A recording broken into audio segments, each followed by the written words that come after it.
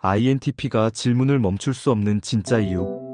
하나의 질문이 답을 낳는 게 아니라 10개의 질문을 낳습니다. 그 10개가 각각 10개씩 또 낳습니다. 기하급수적으로 늘어납니다. INTP의 머릿속은 질문으로 가득 찹니다. 답을 찾기 위해 질문했는데 질문만 늘어납니다. 이게 INTP의 뇌입니다. 간단한 질문으로 시작합니다. 이 프로젝트를 어떻게 진행할까? 다른 사람들은 방법 하나를 정하고 시작합니다. 하지만 INTP의 뇌는 이렇게 작동합니다. 어떻게가 정확히 뭘 의미하지? 방법론인가? 순서인가? 도구인가? 그런데 왜 하는 거지? 목적이 뭐지? 목적에 따라 방법이 달라지나? 이 방법의 전제는 뭐지? 전제가 맞나? 다른 방법은? 왜 이 방법이 더 나은가? 기준이 뭐지? 기준이 상황에 따라 바뀌나? 하나의 질문이 순식간에 수십 개가 됩니다. 오늘은 왜 INTP가 질문을 멈출 수 없는지, 이게 단순한 호기심이 아니라 뇌의 작동 방식인지, 그리고 어떻게 하면 질문의 늪에서 빠져나올 수 있는지 이야기해 보겠습니다. 첫째, INTP의 T는 완전한 이해를 추구합니다. 표면적인 답으로는 만족하지 못합니다. 왜 그런지, 어떻게 작동하는지, 무엇이 전제인지 완전히 이해해야 합니다. 완전한 이해에 도달할 때까지 질문은 멈추지 않습니다. 새로운 개념을 배웁니다. 설명을 듣습니다. 이건 어다. 다른 사람들은 아, 그렇구나 하고 넘어갑니다. 하지만 INTP는 질문합니다. 어가 정확히 뭔가요? 답을 듣습니다. 어는 B와 C로 이루어진 거야? INTP는 또 질문합니다. B와 C는 뭔가요? 왜 B와 C인가요? D와 E는 안 되나요? B와 C가 결합되는 방식은? 비율은? 조건은? 설명자는 지칩니다. 하지만 INTP는 아직 이해하지 못했습니다. 질문은 계속됩니다. 둘째, INTP는 니를 보조로 사용합니다. 니는 가능성을 봅니다. 하나의 대답을 들으면 그 대답에서 파생되는 수많은 가능성이 보입니다. 각 가능성은 새로운 질문을 낳습니다. 누군가 말합니다. 이 방법이 효과적이야. INTP는 질문합니다. 어떤 상황에서요? 답을 듣습니다. 대부분의 상황에서. 네가 작동합니다. 대부분이라면 예외가 있다는 뜻입니다. 어떤 경우가 예외인가요? 왜 예외인가요? 예외를 예측할 수 있나요? 예외일 때는 어떻게 해야 하나요? 예외가 규칙이 되는 경우는? 새로운 예외가 발견될 가능성은? 하나의 대부분이라는 단어가 무한한 질문을 낳습니다. 셋째, INTP는 전제를 의심합니다. 어떤 주장도 전제 위에 서 있습니다. INTP는 그 전제를 당연하게 받아들이지 않습니다. 전제를 질문합니다. 그리고 그 전제의 전제를 질문합니다. 끝없이 거슬러 올라갑니다. 회의에서 누군가 제안합니다. 이렇게 하면 매출이 오를 거예요. 다른 사람들은 동의합니다. INTP는 질문합니다. 왜 그렇게 생각하시나요? 답을 듣습니다. 과거에 비슷한 경우가 있었거든요. INTP는 계속 질문합니다. 과거 사례와 지금 상황이 비슷한가요? 어떤 점이 비슷한가요? 다른 점은 없나요? 비슷하다는 기준은 뭔가요? 과거 사례에서 효과가 있었던 진짜 이유가 뭔가요? 그 이유가 지금도 유효한가요? 하나의 제안이 수십 개의 질문으로 분해됩니다.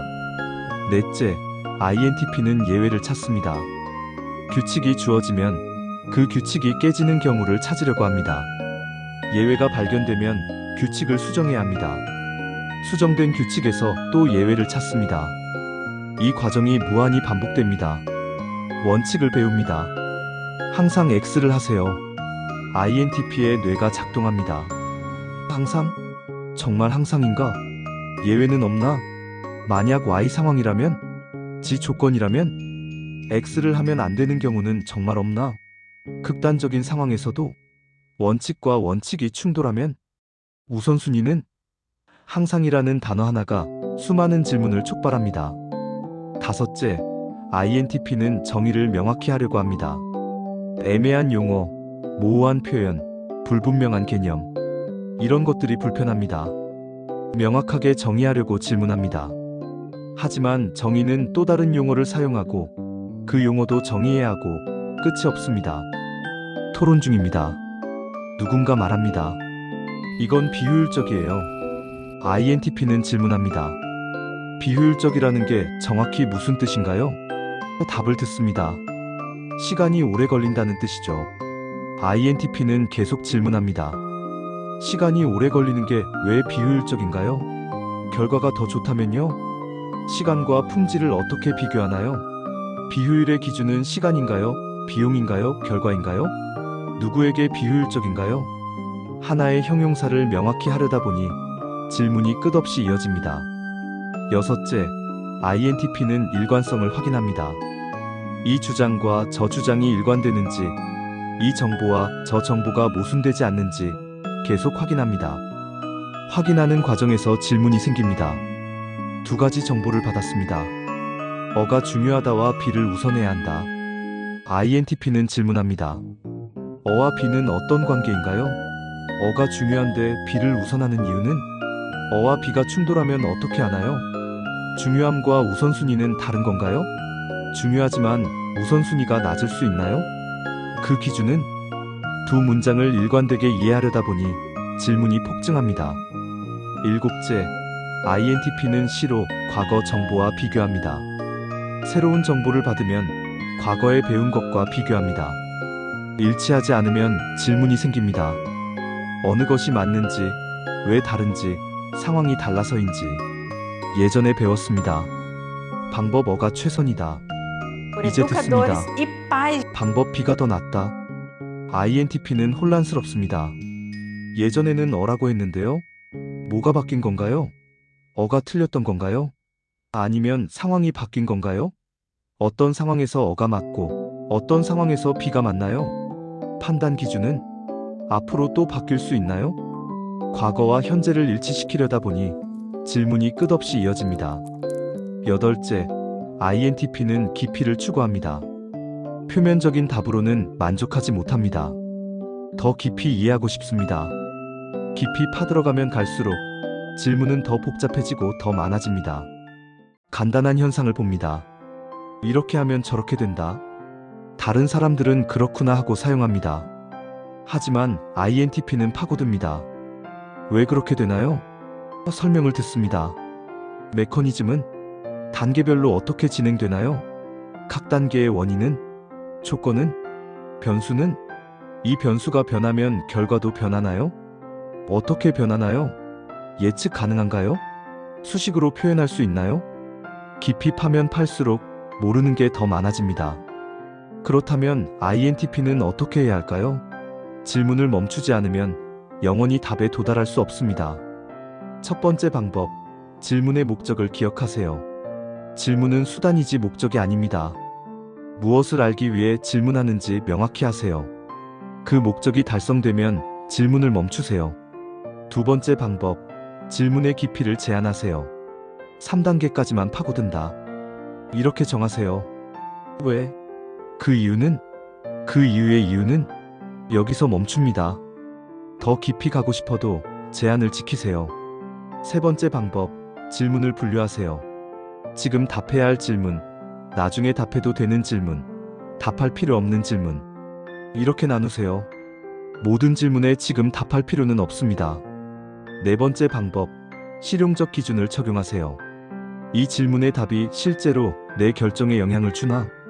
영향을 주지 않으면 그 질문은 지적 호기심일 뿐입니다. 나중에 여유가 있을 때 탐구하세요. 다섯 번째 방법, 시간 제한을 두세요.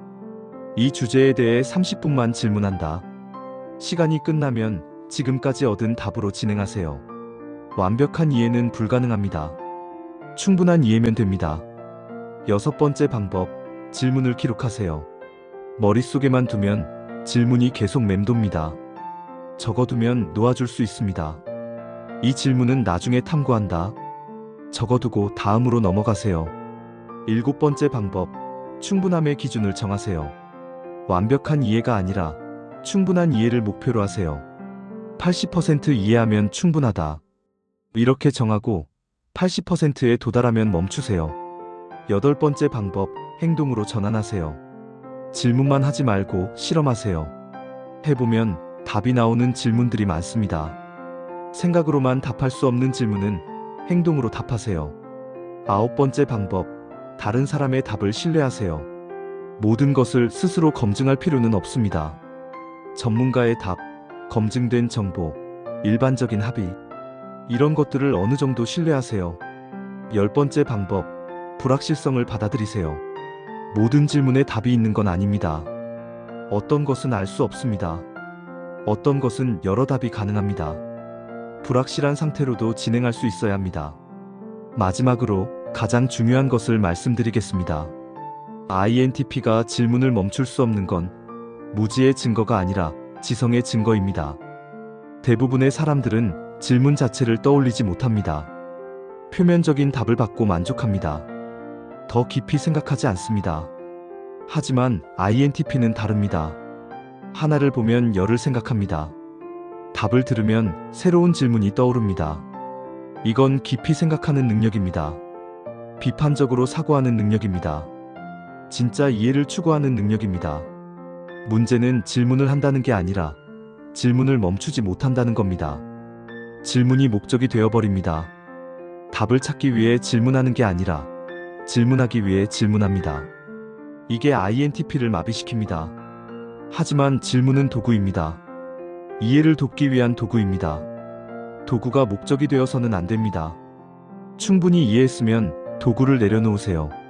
다음 단계로 넘어가세요. 완벽한 이해는 불가능합니다. 모든 질문에 답할 수 없습니다. 모든 가능성을 탐색할 수 없습니다. 모든 예외를 찾을 수 없습니다. 불완전한 이해로도 충분히 효과적으로 행동할 수 있습니다. 여러분의 질문 능력은 여러분을 느리게 만드는 약점이 아니라 여러분을 깊게 만드는 강점입니다.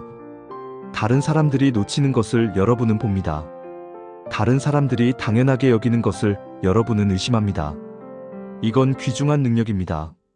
다만 이 능력을 통제하세요. 질문하되 질문에 갇히지 마세요. 탐구하되 탐구에 빠지지 마세요. 깊이 생각하되 깊이에서 헤어나올 수 있어야 합니다.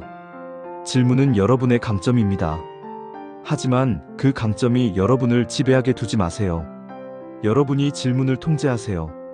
질문이 여러분을 통제하지 않게 하세요. 오늘 영상이 도움이 되셨다면 좋아요와 구독 부탁드립니다.